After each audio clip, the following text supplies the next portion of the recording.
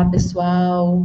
Hoje estamos aqui cumprindo o prometido daquela aula que ia acontecer na quarta-feira, que essa é uma aula ao vivo para a gente conversar sobre a consultoria de amamentação, mas não rolou, não funcionou o YouTube, mas hoje está tudo funcionando, porque a aula vai ficar aqui gravadinha, vocês vão ter a oportunidade de assistir quantas vezes vocês quiserem, compartilharem, e as dúvidas podem vir surgindo ao longo dos dias, e a gente vai conversando tanto lá no WhatsApp, no nosso grupo, ou nas conversas privadas, enfim.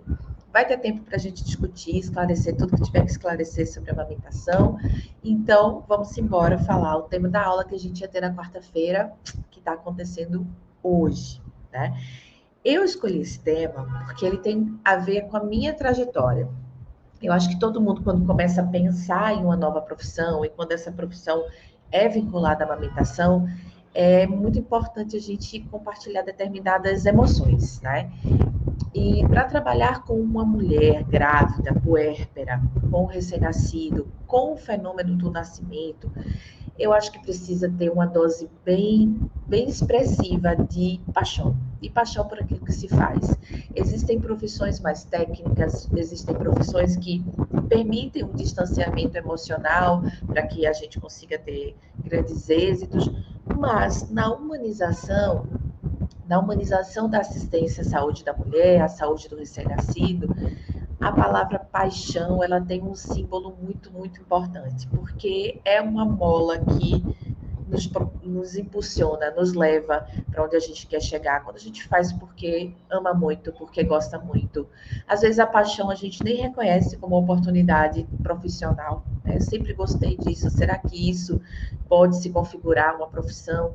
Então, algumas profissões vieram surgindo ao redor dessa humanização do parto, do nascimento, que afloraram algumas paixões, que trouxeram sentido para algumas paixões. E no meu caso, a amamentação é um desses casos de amor que me levou a me profissionalizar.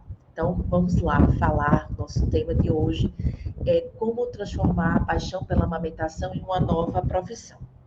Para começo de conversa, eu vou começar me apresentando. Eu sei que a gente já está trocando uma conversa aqui. Quem está assistindo esse vídeo provavelmente já teve algum contato comigo, mas vamos lá, fazer uma apresentação breve, né? Eu me chamo Geise Nascimento.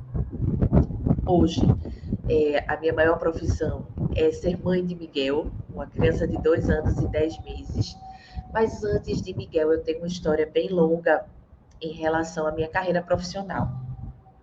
Academicamente, eu sou profissional de educação física, e esse mundo da educação física, eu sempre fui por um lado muito diferente do natural, né? A gente, quando conhece, aposto que todo mundo conhece o profissional de educação física, que está dentro das academias, dentro dos clubes, né? Que atende como personal trainer, e essa nunca foi muito a minha vibe. Eu sempre fui de um grupo muito específico de tratamento, eu sempre lidei com questões ligadas à doença, que a saúde, o profissional de educação física, ele é muito visto como o cara da saúde, né? Do fitness, da vida saudável. E eu sempre fui, assim, tive um viés para as questões mais de patologia, de doenças, de questões motoras. Então, desde a faculdade, eu fui esquisitinha, assim, que trabalhei temas não muito comuns da educação física. E essa minha caminhada me levou a algumas especializações, como sou especialista em atividade física para doenças crônico-degenerativas na terceira idade. E essa especialização me empurrou para o meu mestrado, que já abriu outro leque de possibilidades, que foi onde eu comecei a pisar o pé nesse universo materno-infantil. Vocês vão ver o porquê. Porque no meu mestrado eu estudei o crescimento e desenvolvimento humano, aprendizagem motora. Então, a minha ênfase de estudo era todo esse processo do crescer, desenvolver e adquirir habilidades motoras. E quando eu voltei do mestrado, tudo que eu trabalhava na educação física, que eu era especialista em Pilates, eu comecei a voltar para esse mundo, um olhar mais específico, e isso me levou para o atendimento às gestantes. Como assim? Por que gestantes? Porque como a gente vai falar de crescer e desenvolver se a gente não começar lá no primeiro capítulo, que é quando a vida inicia, que é na vida intraútero. Então, eu criei uma paixão, uma idolatria por essa vida intrauterina. Comecei a estudar muito sobre isso, comecei a me especializar muito sobre isso, de todas as questões ambientais que poderiam influenciar naquele indivíduo que ainda estava ali dentro do forninho.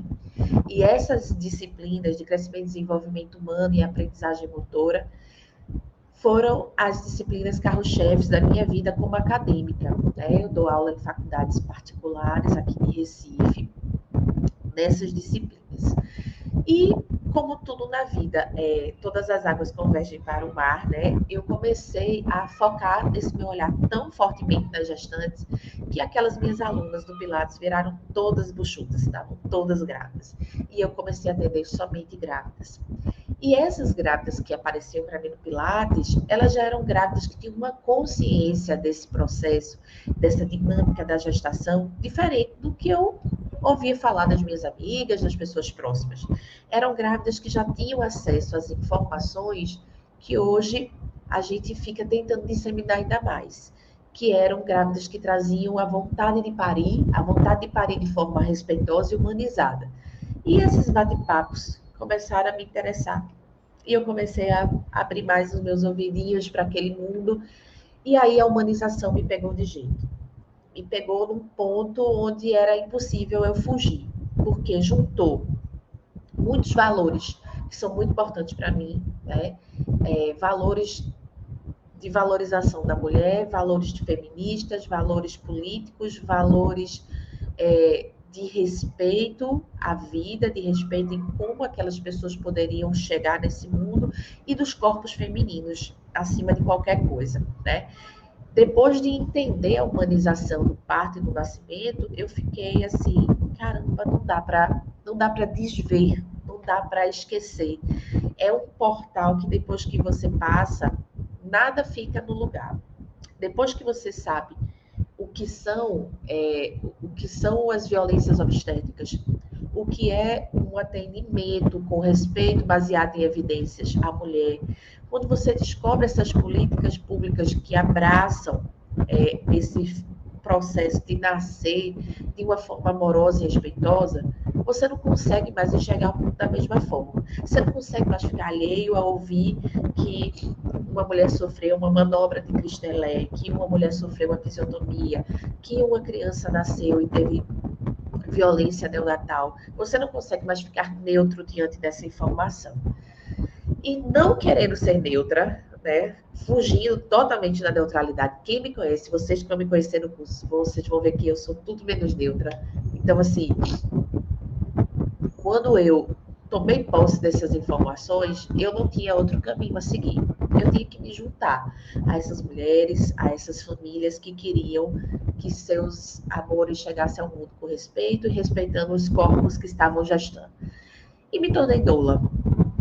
E fui atrás da doulagem. E a doulagem, ela é, assim, um divisor de águas na minha vida, porque parece que tudo que eu fiz antes, toda a minha vida acadêmica, toda a minha carreira acadêmica, todas as minhas especializações, elas tinham um porquê de acontecer. Elas estavam me transformando na doula que eu tinha que ser. E a doulagem, para mim, ela abriu um outro universo. Aquela pessoa que se encantava pela vida intrauterina descobriu a vida pós-parto. Descobriu o universo da maternagem, da paternagem, do puerpério e, por consequência, da amamentação. E aí é que mora o lance, né? A doulagem, ela é um serviço indiscutível, né? Sua importância é indiscutível em relação à humanização do parto e nascimento. As doulas são agentes da humanização que trabalham no lugar onde nenhum outro profissional da área de saúde trabalha. Né? A gente vive o antes, o durante e o muito depois. A doula é sempre a primeira que chega e a última que sai desse cenário. Então, existe toda uma educação perinatal, que infelizmente hoje a nossa educação perinatal ela é uma educação defensiva. A gente auxilia mulheres e famílias a se defenderem de um sistema que não é legal, um sistema que é cesarista, um sistema que é violento, um sistema que é machista, que é patriarcal e que viola os nossos corpos. Então, Não é só ensinar as mulheres a fase do parto, o que é que o corpo sente, o que é que o bebê... É ensinar outras coisas, é ensinar sobre leis, é ensinar sobre direitos. E isso nenhum outro profissional da saúde faz pela mulher. Então, quando uma mulher tem uma doula desde a sua gestação, ela não está só descobrindo o seu corpo, descobrindo as fases do parto.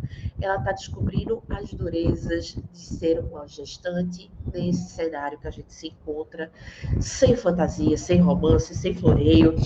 Então, eu me coloquei nesse lugar de responsabilidade. Ser responsável por trazer mulheres e famílias mais lúcidas para esse momento, para essa chegada desses bebês. E aí tudo estava lindo, tudo estava maravilhoso, estava super satisfeita com a minha vida como doula. E aí tem uma parte da doulagem, vocês vão perdoar aqui a legenda, tá? Tem uma parte da doulagem que é o seguinte, faz parte do nosso acompanhamento o pós-parto. E o que seria esse acompanhamento pós-parto das doulas? É você visitar a família depois que essa criança já chegou no seu lar e tentar trazer conforto, suporte e apoio nesse novo cenário, nessa nova configuração, né? E todas as vezes que eu ia, eu encontrava drama, muito drama. Eu encontrava, lógico, todas as questões puerperais, mas encontrava sempre uma dupla batendo cabeça. Dois bicudos que não estavam se beijando. A mãe e o recém-nascido, né? Que estavam ali duelando na amamentação. Duelando, eu digo, gente, eu vou só desligar aqui o ventilador que está me causando mais alergia ainda. Então, estavam duelando nessa amamentação, lutando para ver quem resistia mais tempo, quem aguentava mais tempo. E eu comecei a achar que, sim, cara, isso não pode ser o normal. Mas, ao mesmo tempo, era o que eu ouvia. Ah, é assim mesmo. A amamentação é assim, começa muito difícil e dói e tal. Só que quando as pessoas falam isso e não estão lá 24 horas dentro desse novo lar, elas não entendem o peso disso. Então, eu como doula, como eu trazia essa figura de conforto, era eu entrar na casa das mulheres, olhar para elas no olho e elas começavam a chorar, começavam a ficar muito mal. Às vezes eu não dou conta, não está dando certo, e eu não posso achar isso normal, eu não aguento essa dor. E aquilo ali começou a me inquietar profundamente. Eu falava assim, não basta ser doula, não basta. Porque por mais que o parto seja um fenômeno gigantesco, seja um evento grandioso, ele é um marco, ele é pontual, né? Ele acaba, ele finda, ele termina quando o bebê nasce, quando a placenta nasce, o parto acaba. Por mais que ele tenha consumido toda a nossa energia, toda a nossa força durante 40 semanas, ele acaba. E aí começa uma nova fase da vida dessa família que não tem esse prazo para terminar, não tem uma data, não tem uma perspectiva, que é a amamentação dentro de um puerpério. E como é que eu podia dar suporte se eu ia soltar a mão dessa mulher nesse horário, nessa hora, nesse momento? E foi justamente a percepção vivencial de encontrar mulheres, mesmo aquelas que viveram o parto dos sonhos e aquelas que viveram um parto não desejado, viveram o seu plano B, plano C de parto, elas se encontram no mesmo lugar depois que os bebês nascem. Você que teve o parto humanizado, você que teve a cesariana agendada, você que teve o parto violento, você que teve o parto em casa, todas elas vão se encontrar no puerpério da amamentação. E o que eu percebi também é que essa história de amamentação, quando ela é bem sucedida, ela consegue minimizar muitas dores do parto. Dores não físicas, mas dores talvez daquele parto não vivido, daquele parto não desejado, daquele parto que saiu do roteiro. E depois que eu fui mãe, aí a coisa ficou ainda mais nítida do quão importante é uma amamentação bem sucedida para o resto do puerpério, que já é difícil, ficar mais tranquilo. Da minha humilde percepção, uma boa amamentação é 80 a 90% da saúde do teu puerpério. Quando eu digo saúde do teu puerpério, eu digo saúde mental materna, saúde do equilíbrio emocional de todos os membros da família e saúde até mesmo dos cuidados com o bebê. Então, isso foi, assim, para mim, essa tomada de consciência foi o que mudou a minha carreira nos últimos anos. Eu me tornei consultora de amamentação antes de me tornar mãe. Mas depois que eu me tornei mãe, a consultoria de amamentação ganhou um plus, ganhou uma importância maior, porque eu pisei naquele terreno onde as mulheres tinham pisado. Ah, mas precisa ser mãe para ser doula? Precisa ser consultora para ter vivenciado a maternidade? Não, mas é um exercício de empatia. E às vezes, quando a gente já sentiu na carne, a empatia parece mais fácil. Então, digamos que as mães, elas têm um pouco mais de vantagem para abrirem essa porta da empatia. E aí, vamos lá, me tornei consultora de amamentação. Me tornei consultora de amamentação e essa formação me fez abrir os olhos para que outros profissionais entendessem também sobre consultoria de amamentação. Porque a consultoria de amamentação, ela acaba que faz ponte com toda a sua história. Então, hoje eu trabalho com profissionais da pediatria, da obstetrícia, da fisioterapia, das terapias integrativas, e essas pessoas precisam entender que mesmo que elas não se tornem consultoras, elas precisam se tornar apoiadoras do aleitamento materno. Elas precisam mudar sua visão para com aquela dupla que está aprendendo a se nutrir, né? Então, as pontes que eu fiz na minha carreira profissional, hoje elas fazem total sentido na minha vida como consultora de amamentação. Eu sou uma consultora de amamentação que é doula, que é profissional do movimento, que é especialista em desenvolvimento e crescimento humano. Eu consigo trazer partes desses meus outros eus para complementar o meu atendimento a uma família que está vivendo uma amamentação complicada. E eu aposto que vocês aí, dentro das suas especialidades, vão agregar coisas diferentes. Cada consultor vai ser um consultor diferente, porque muda a visão. Muda a visão do profissional, você agrega a sua história. Ah, eu já sou enfermeira que trabalha no banco de leite. Mas olha só, a gente às vezes enxerga um momento por uma foto só, por um ângulo só. E quando, de repente, você está lá no seu ambiente hospitalar, está lá no seu ambiente de trabalho e encara uma família com dificuldades de amamentação, nem sempre você consegue contextualizar o que trouxe aquela família até ali. Como foi sua história de gestação? Como foi o seu parto? Qual é a percepção da mãe em relação à maternidade? Qual é a participação desse pai nesse processo? Ela tem rede de apoio? Não tem rede de apoio? O que representa para ela amamentar? Ela quer amamentar? Antes de ela precisar ou ser um direito da criança, ou a gente militar por isso? Quais são os sentimentos? O que existe por trás da mama? Né? Não é só um peito e uma boca. A amamentação é um processo físico, psicológico, social, cultural, que envolve muitas áreas da nossa vida e muitas áreas de saberes. Por isso que o consultor de amamentação, ele não necessariamente é um profissional da saúde. Por quê? Porque a amamentação não está só na saúde, não é só fisiológico. E qualquer outro saber pode agregar nessa transformação. Então, isso para mim foi uma iluminação muito grande, porque eu fiquei pensando, pois, se eu me apaixonar pela amamentação, tudo que eu fiz antes eu vou jogar fora, minha profissão, gente, e aí? Investi tanto tempo, tanto dinheiro e tantos outros cursos. Muito pelo contrário. Eram peças do meu quebra-cabeça, que eu só consigo enxergar agora. E ele não está completo, tá? Ele está sendo montado. Eu estou conseguindo enxergá-lo cada dia mais delineado, mas ele ainda está sendo montado. E aí, o que que eu queria falar para vocês que já são profissionais, né, que já trabalham com atendimento à saúde de mães e bebês.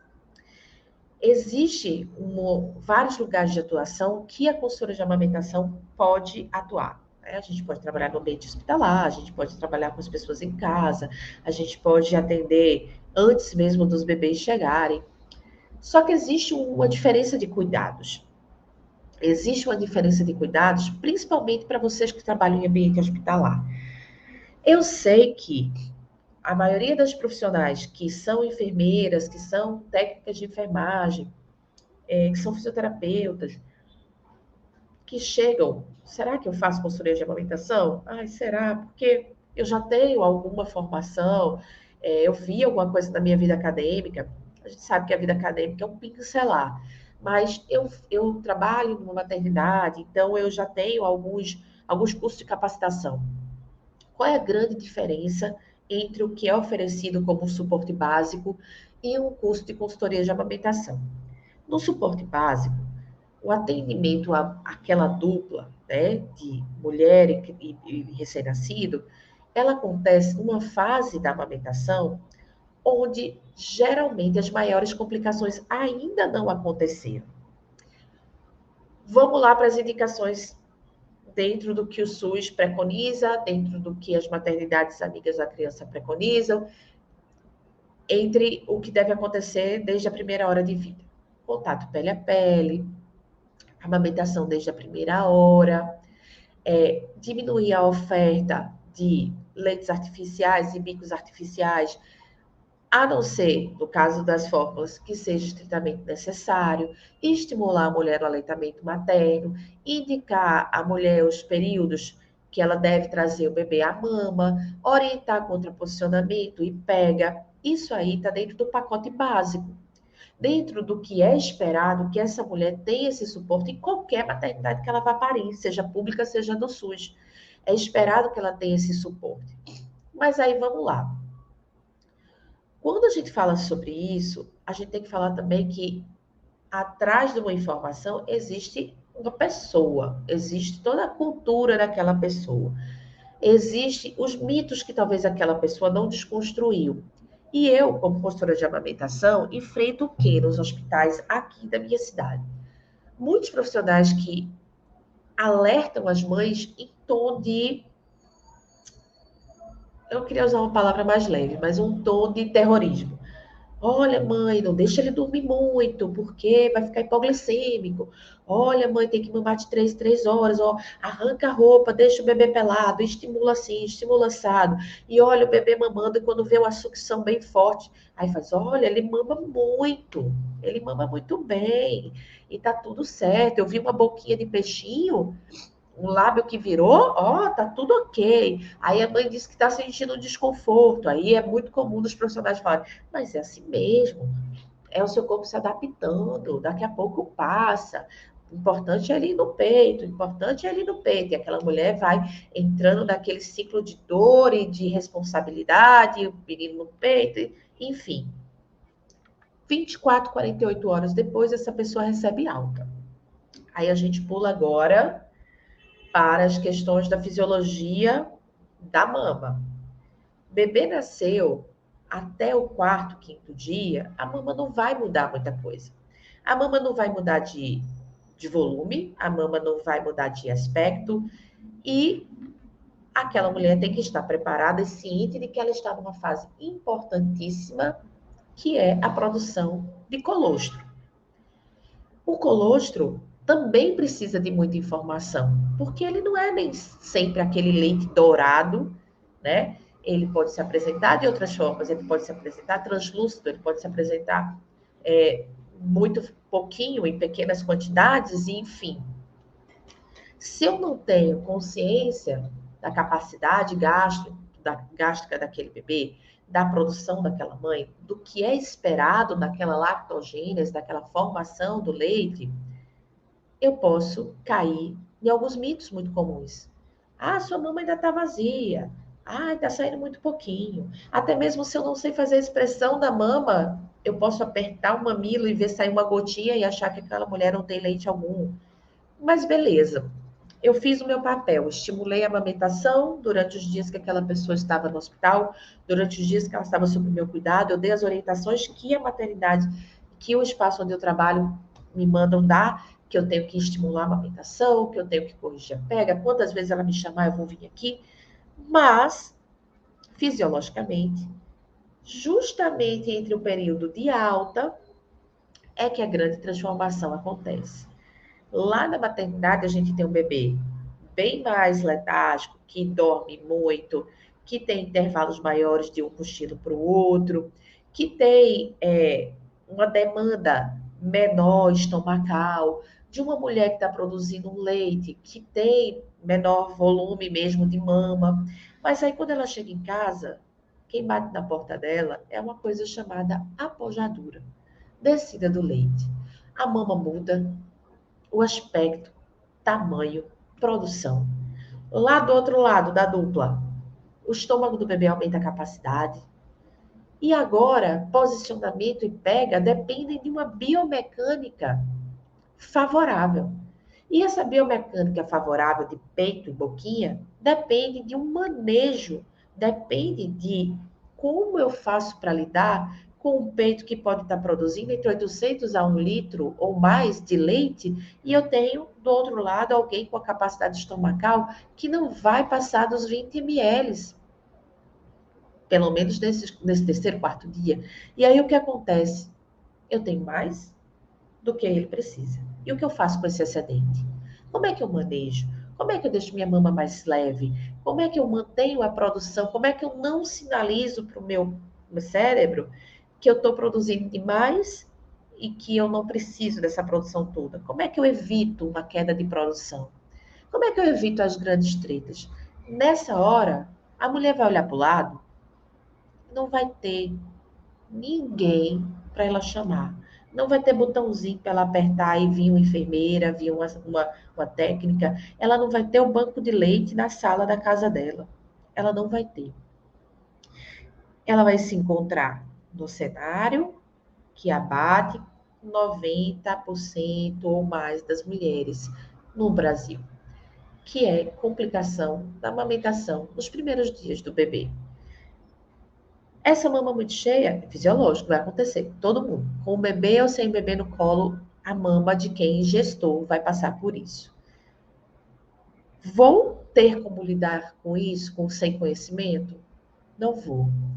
Vou conseguir fazer aquela pega que estava super fácil lá no hospital, porque minha mama estava flácida, mas agora é uma mama que está cheia, né? Volumosa, difícil. Não vou conseguir. E aí a gente dá o primeiro peteleco assim no dominó que vai derrubar todo um caminho de peças. Se eu não sei o que fazer com a minha mama no início da pojadura, eu pisei o pé no terreno das tretas. E eu vou olhar para o lado, não vai ter ninguém especialista. Vai ter um pai tão recém-nascido quanto eu. Se for dentro do que é esperado, eu vou ter uma rede de apoio, que às vezes é uma rede de agouro, né? De pessoas avaliando sua mama, avaliando sua pega, dizendo que a criança está com fome, a criança está com fome, a criança está com fome, que seu peito está duro e não está saindo leite. E todas aquelas dúvidas, todos aqueles porquês, aqueles mitos vão coincidir com um momento de maior fragilidade e vulnerabilidade de uma mulher no puerpério. É exatamente por isso que a gente tem um índice absurdo de 54 dias de aleitamento materno exclusivo no Brasil. Essa é a média, quando o recomendado são 6 meses. Mas o que acontece? Quem falhou? Onde é que está a falha? Quem é o culpado? O culpado é um sistema muito maior do que mãe e bebê. Mãe e bebê desinformado fazem parte de um sistema, de uma cultura do desmame. Mas atrás disso, tem muita gente interessada em que essa amamentação dê certo. Tem indústria alimentícia, tem falta de capacitação dos profissionais, tem pediatra que não é amigo da amamentação, tem mitos que rondam essa família o tempo inteiro. Então, assim, é pensar que é um cenário muito maior, que essa dupla, ela não é responsável completamente, ela também é vítima. Ela vai querer uma assistência adequada, só que ela não vai encontrar facilmente. Muitas das vezes essa mulher vai voltar para uma maternidade ou vai voltar para o ambiente onde ela pariu, para as pessoas que assistiram ela no parto, e ela também não vai ser encorajada, ela também não vai receber as indicações corretas, ela também vai sofrer desamparo. Então, é aí que está. a gente, quando se prepara para ser consultora de amamentação, nós somos esses agentes que estamos quando ninguém mais está. Quando já não tem mais o suporte hospitalar, quando essa mulher pode estar envolta numa rede de apoio que não a apoia, onde ela pode estar vivendo uma amamentação solo, onde ela pode estar insegura porque ela também não se informou durante a gestação. Então, é um trabalho árduo, difícil e que não é tão simples assim. A gente não pega as complicações que acontecem nos primeiros dias. Nos primeiros dias, a gente tem que estimular o bebê, manter o bebê ativo na mamada, organizar pega, organizar posicionamento. Mas quando eu bato na porta, quando eu sou chamada a uma porta em que a mulher já está com a mama engurgitada, que ela já está no início de mastite, ela está com alguma complicação, eu pego broncas muito maiores.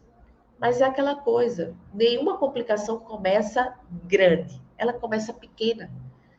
Só que se eu não tenho uma percepção, se eu não tenho quem me dê suporte, eu vou buscar ajuda só quando isso estiver muito complicado. Eu aposto que quem trabalha em ambiente hospitalar está acostumado a ver mulheres chegarem na maternidade com uma mastite que precisa fazer um procedimento, que precisa medicar, que precisa tirar um excesso de leite que não está saindo daqueles ductos de uma forma cirúrgica, já pega a bronca muito grande. E o convite que eu faço para vocês é para olhar o seguinte: existe um caminho entre o início de uma amamentação complicada e o estabelecimento do processo doloroso, de uma complicação que pode interromper e roubar uma amamentação. Então, veja só, vou tentar compartilhar uma tela aqui com vocês, rapidinho. Sou muito boa nisso, não, mas vamos tentar. Vamos lá. Vou compartilhar uma tela. Espera aí. Vamos lá. Essa é a primeira treta que vai acontecer quando as pessoas não tiverem mais ambiente hospitalar. Muito dificilmente uma apojadura vai acontecer de uma forma precoce enquanto a mulher estiver ainda antes da alta. A apojadura tende a acontecer entre o terceiro, quarto, quinto dia, podendo até ser um pouco tardia, de vida do bebê. Então, a mulher já está em casa, ela vai acordar com a mama flácida, dormir com a mama flácida e acordar com a mama assim, cheia, com a rede de veias bem alterada, com alguns quadrantes da mama aquecido, com uma mama dura que ela não consegue mais manipular aquele mamilo para fazer uma boa pega no seu bebê. Se eu tenho uma mama assim engurgitada, eu com certeza vou ter complicações da pega. Esse bebê com certeza vai conseguir pegar muito mais mamilo do que a areola, que é o que a gente quer. Se essa mama não é drenada, se esse bebê não está pegando bem, isso aqui vai me acontecer. A chance de uma mastite é absurda. A inflamação nos ductos lactíferos, a inflamação por conta de um leite que não está tendo uma extração adequada. Esse leite que não sai adequadamente também pode me levar para uma obstrução de ducto. Um ducto que está com leite denso, pesado, que não consegue ultrapassar esses ductos fininhos, essa rede ramificada de ductos que tem nesse mamilo. Acontece que tem outras complicações, outras tretas que podem não ser tão comuns lá na prática hospitalar, mas no atendimento domiciliar são. Fenômeno do Renault, principalmente para vocês que estão aí numa região mais fria, pode acontecer candidíase mamária por uso até mesmo de apetrechos que não são adequados à amamentação, mas que são facilmente estimulados porque fazem parte desse mito que não se desconstrói sem evidência científica. E as fissuras mamilares. Essas fissuras, essas lesões, elas são as grandes responsáveis pelo abandono da amamentação. Porque ninguém merece, ninguém aguenta e não dá conta de amamentar, sentindo uma dor absurda, uma dor surreal. E aí eu pergunto para vocês, dentro dessas complicações mamárias, dessas poucas que eu selecionei aqui, quais delas vocês estão acostumadas a lidar dentro do ambiente hospitalar? dentro do ambiente de atuação que vocês já estão comuns aí em atender. Então, não são comuns. Essas complicações podem até trazer as mulheres de volta para o hospital, mas elas são complicações que aparecem no ambiente domiciliar, que aparecem quando a mulher está desamparada em relação à amamentação. Então, esse é o maior porquê da gente olhar para a consultora de amamentação como alguém que faz pontes, como alguém que percebe necessidades, atende a mulher quando ela não está sendo atendida por outro profissional da saúde, por outro profissional que estava com ela durante o suporte hospitalar, né? E nisso, essas complicações que eu mostrei para vocês, atentam para algumas coisas também. A gente não trabalha só, né? A gente não trabalha só. O trabalho da consultora de amamentação, ele é trans e multidisciplinar. Mas a nossa especialização é também conseguir diagnosticar complicações que vão além das nossas técnicas de manejo, que vão além do que a gente pode oferecer para aquela família. É importante o comprometimento de que nenhuma técnica, nenhum procedimento vai ser omitido ou usado de forma indevida. Eu preciso saber reconhecer, quando eu atendo uma família, aquilo que eu posso e devo, né? Às vezes eu não sei o que fazer, eu tenho obrigação de passar para quem saiba, porque eu não posso omitir o direito dessa família de ser bem assistida. Mas existem questões que eu tenho que aliar meus conhecimentos com outros profissionais. Existem questões da amamentação que mesmo uma pessoa que entenda de amamentação, vá lá, faça o que ela sabe, que é ajustar o bebê, observar a pega, a amamentação vai continuar dolorosa. Por quê? Porque eu posso estar lidando ali com a questão de uma disfunção orofacial do bebê. E não sou eu que vou diagnosticar isso. Eu posso indicar um fono, eu posso indicar um odontopediatra, eu posso perceber um torcicolo congênito no bebê que está fazendo com que ele faça uma pega incorreta, mas não é minha área, mas eu posso conhecer um osteopata, um fisioterapeuta. Então, assim, não existe um trabalho solo, mas a importância da consultora está em saber diagnosticar, avaliar, entender as complicações da mama, entender os limites de atuação dela e saber indicar para onde essa família tem que ir no caso de uma necessidade de um trabalho multidisciplinar. Entenderam? Então, assim, quando a gente fala em trabalhar com humanização, muita gente tem uma visão bem preconceituosa do termo humanização, e eu entendo porque ele foi mal utilizado realmente. Quando a gente fala em humanizar, não significa que a gente vai naturalizar as coisas e negar as ciências, negar as evidências científicas. Muito pelo contrário. Um parto humanizado, uma pós-natal humanizada, uma amamentação humanizada, ela precisa de um tripé muito importante. E aí, pensem comigo. A primeira coisa é o protagonismo da mulher. Desde o parto, o puerpério e a amamentação. A amamentação acontece num corpo que a gente não pode mais tornar invisível. A gente tem que visualizar esta mulher pertencendo a um corpo que tem saberes e vontades. Então, a humanização, primeiro tripé, é ter o protagonismo na mão da mulher. Esse protagonismo faz com que ela tome decisões ao seu bel prazer, não levando em consideração riscos e complicações? Não. Mas ela precisa estar ciente, consciente e participando de tudo que lhe acontece. Então, amamentar não é só pegar no peito da mulher, manejar, botar o bebê. Eu preciso estar com ela. Eu preciso conversar com ela. Ela precisa entender a amamentação. Quanto mais ela sabe sobre o próprio corpo, sobre si mesma, mais ela tem capacidade de tomar decisões.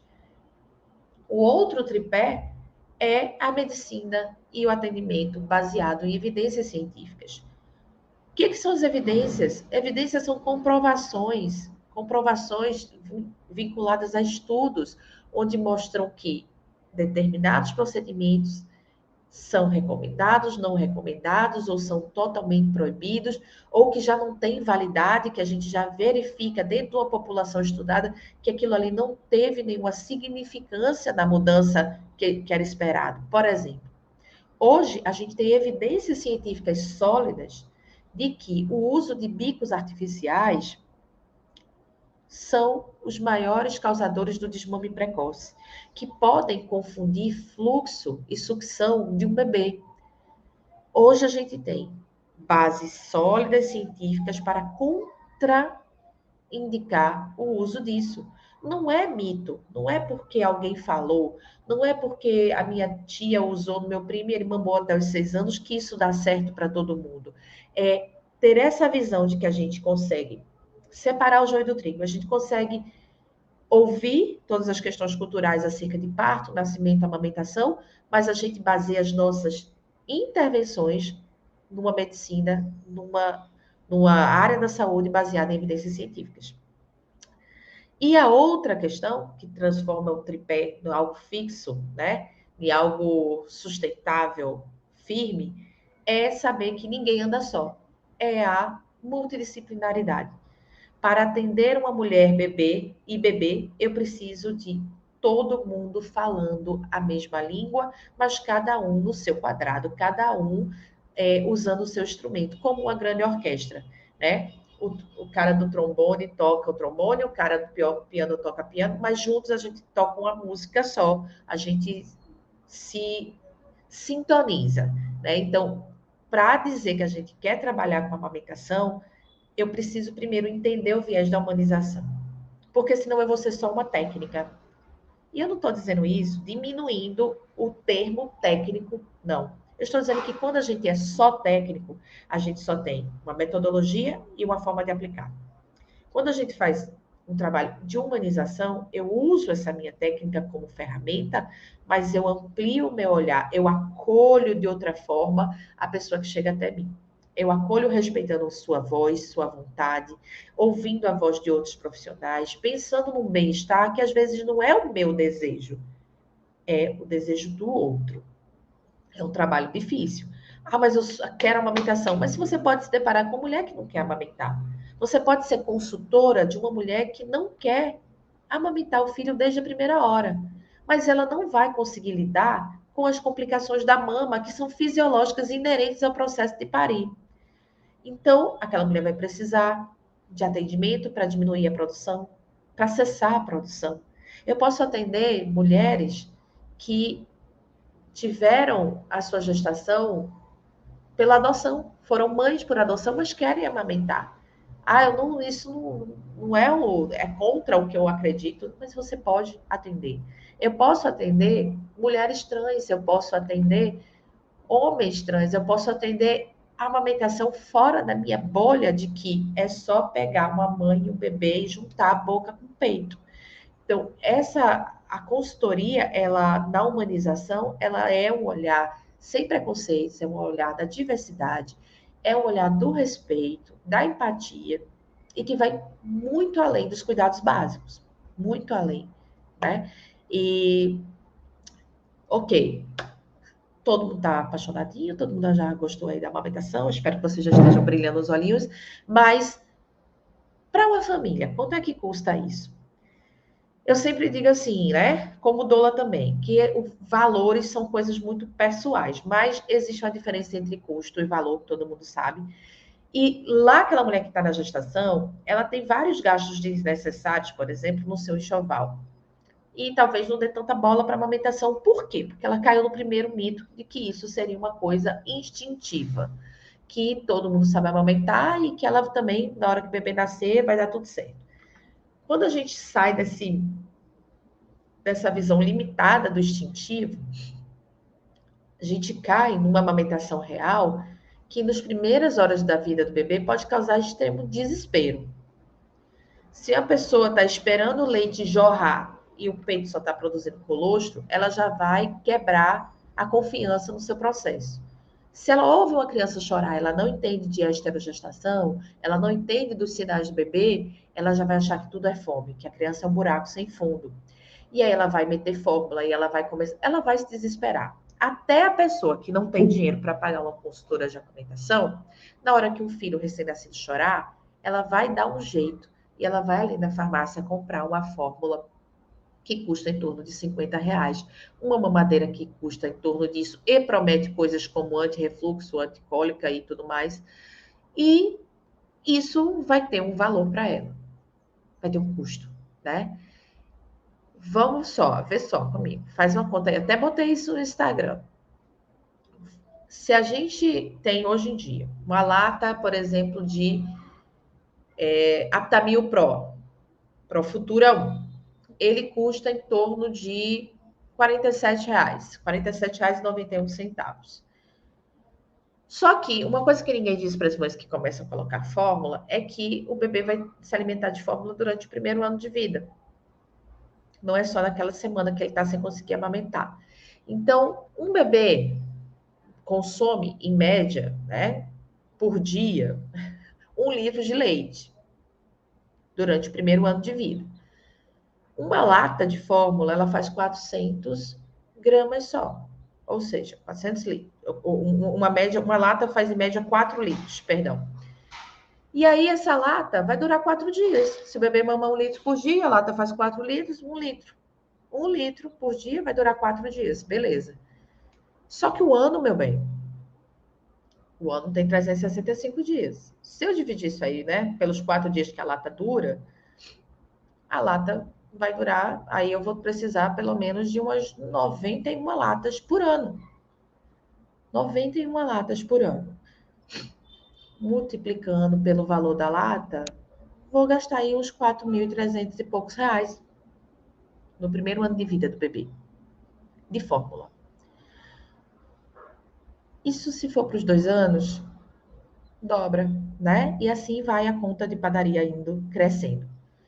E aí eu pergunto para vocês, vale a pena, sabe? Vale a pena a gente ficar caladinho, deixando essas mulheres entrarem nessa indústria que está ganhando, está lucrando em cima da falta de conhecimento delas, da falta de conhecimento dessa família, porque alguém está ganhando com isso.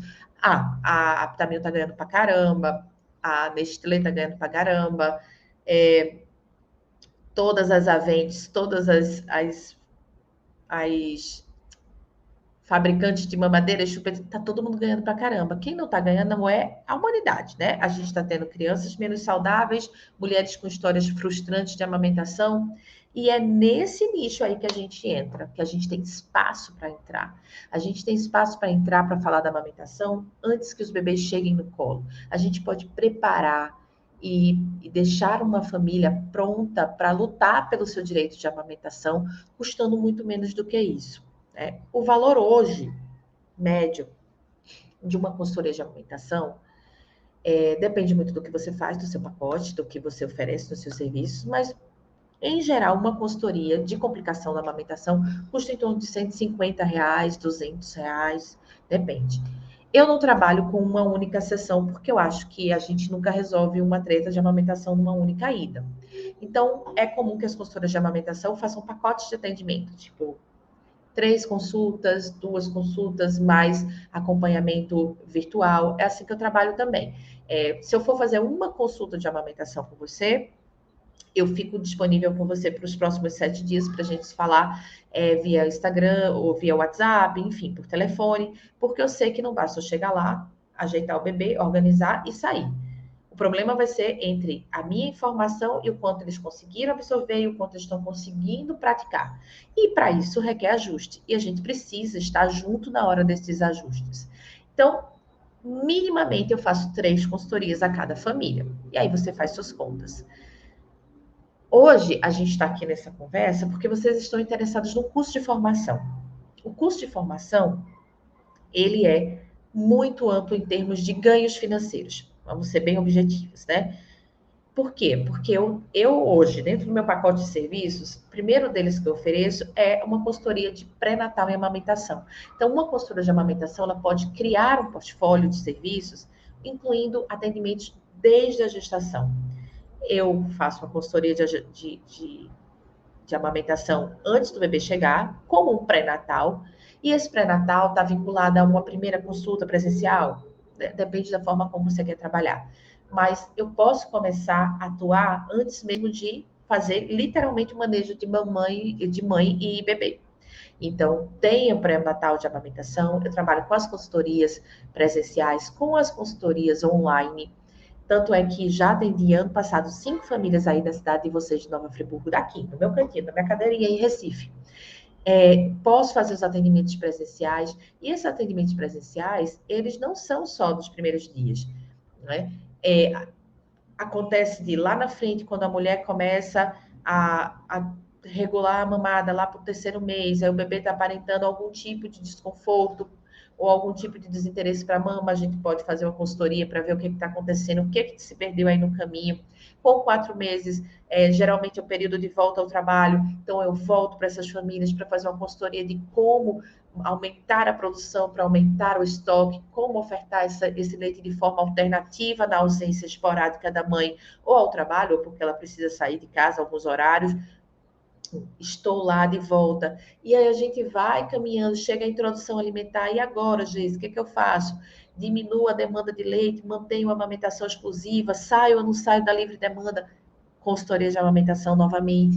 Lá na frente, essa família deseja começar um processo de desmame gradual, você está lá novamente. Então, a gente começa um processo longo. O nosso leque, a nossa carta de serviços, ela é muito ampla, que dá para a gente atender uma única família durante muito tempo, fazendo várias consultorias, a depender do que você se oferece.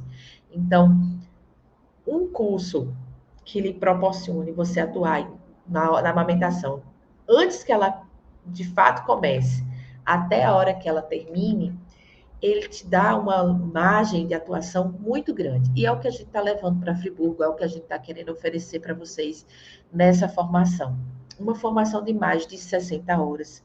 Uma formação onde eu vou estar aí 3 dias, das 18 às 18, vocês vão ter tempo assim para lanchar, vai ser muito conteúdo. Eu sei que muita gente queria que fosse um pouco mais flexível esse horário, que tivesse menos carga horária, mas minha gente, é impossível.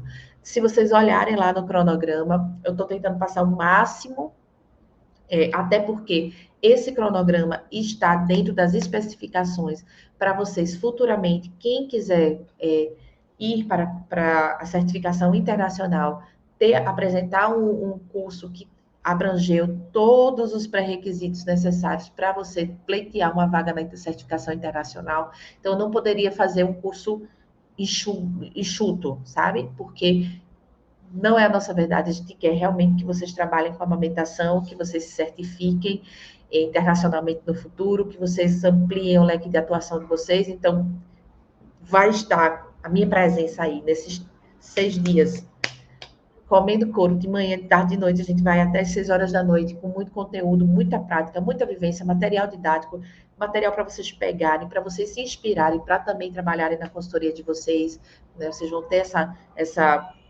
esse contato com os materiais didáticos que a gente utiliza também. Fora isso, tenho aí outros profissionais que vão estar agregando. Bruna, que é a minha parceira no Confiança Assessoria Materna, né? Só apresentar o Confiança rapidinho. O Confiança foi a união de 3 doulas daqui de Recife, eu, Bruna Mazulo e Catarina Salves. Só que Catarina hoje está muito, muito trabalhando em Recife, ela não consegue acompanhar a gente nos cursos, mas ela é ainda parte integrante da nossa união, da nossa aliança. E aí o que acontece? Eu e Bruna somos as professoras presenciais que vamos com o curso de doula, e ela vai estar presente dessa vez no online. Ela é a rainha, a deusa das práticas integrativas, então ela vai falar muito sobre existe chazinho mesmo que aumenta a produção, o que a fitoterapia diz, o que a medicina tradicional chinesa diz, o que as outras terapias integrativas podem aliar com a amamentação e com o bem-estar do bebê, os primeiros meses, aquela questão de cólica, desconforto, refluxo, bebê irritado. Então, ela vai trazer todo esse apanhado. Junto, não tem como falar de amamentação e não falar de nutrição. A gente vai estar com a nutricionista materno-infantil fantástica, uma mulher mãe de 3, desses 3, 2 gêmeos que foram amamentados exclusivamente até quase os 3 anos de idade, e que vai trazer todas as questões de nutrição da gestante, na produção de leite, nutrição da mãe lactante, o que impacta no bebê, todos aqueles mitos, pode comer chocolate, não pode beber cerveja, pode comer feijão, não pode. Ela vai trazer todas as evidências científicas para vocês também acolherem essas famílias, informando, né? A gente não acolhe só tocando e resolvendo problemas da mama. A gente acolhe trazendo informação confiável. Então, todas as questões de nutrição do bebê até a introdução alimentar. E para que vocês não saiam com o curso sem saber como se vender, como transformar isso aqui num negócio, vai ter um módulo com o Eduardo Corrêa também, que trabalha com marketing, com vendas, para ensinar vocês a transformarem isso aqui numa profissão rentável, em como vocês venderem seus serviços, como aparecerem nas redes sociais, como ampliarem, né, a forma como vocês querem ser vistas pelo mercado de trabalho. Então, é um cursão, é um curso livre. Muita gente me perguntou, Geis, esse curso, como é que é? Eu posso botar esse curso quando eu for botar minhas horas no concurso público? Ele serve para o Barema, ele é vinculado ao MEC. Então, vamos lá. Cursos livres, eles não têm nenhuma obrigatoriedade de estarem vinculados ao MEC. E todo e qualquer curso livre pode entrar como certificação comprovada para aumentar sua nota de barema, para aumentar a sua nota de pontuação, a depender do edital que vai sair. O barema é uma escala que depende de cada edital, de cada concurso, de cada forma que ele vai ser exigido. Mas sempre há um espaço para cursos livres, cursos de capacitação e cursos para atuação profissional. Então, ele entra sim, o diploma de vocês vai ser válido para essa comprovação de carga horária e de experiência profissional. E para o MEC, é necessário, o curso para deixar de ser livre e virar um curso certificado pelo MEC, ele tem que estar vinculado à instituição de ensino superior e dentro de uma capacitação de mais cargas horárias, como seria o caso de uma pós-graduação. Aqui no Brasil, a gente só tem um curso de amamentação que está vinculado ao MEC, mas ele não é um curso livre, ele é uma pós-graduação que tem a duração de, no mínimo, 360 horas, que é o exigido pelo MEC. Então, de cursos de capacitação em amamentação no Brasil, todos são cursos livres. Todos são cursos livres não vinculados ao MEC, tá? Então, isso não... Ah, mas eu queria um vinculado ao MEC. Então, a gente vai ter que sair desse foco de curso livre e entrar numa pós-graduação.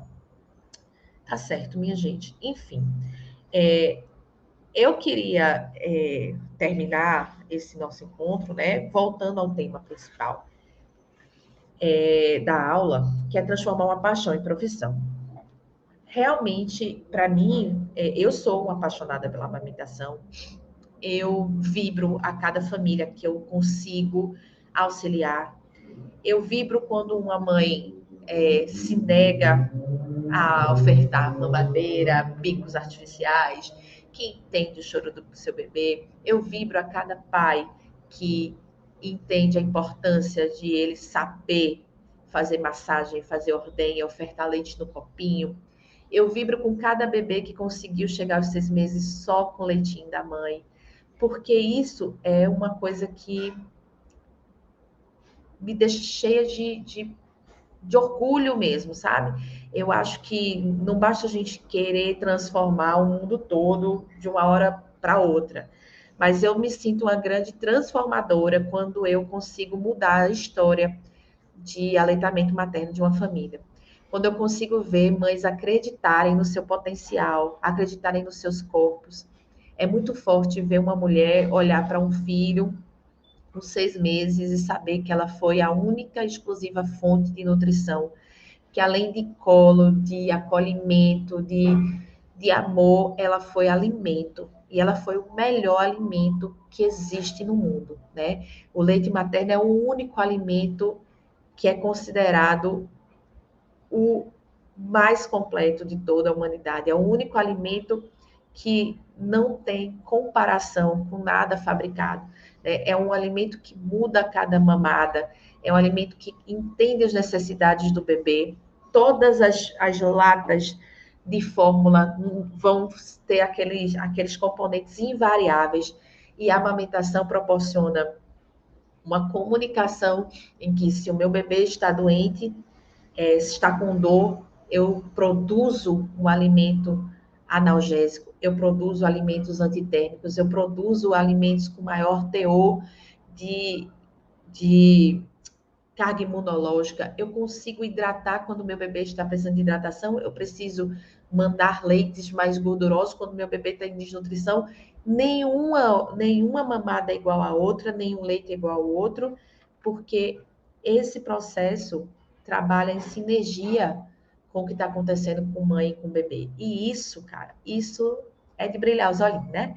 Eu sou muito apaixonada pela mãe. Eu amo o mundo da doulagem. Cada bebê que nasce renova minhas esperanças em tudo. É emocionante demais ver o primeiro respirar de alguém.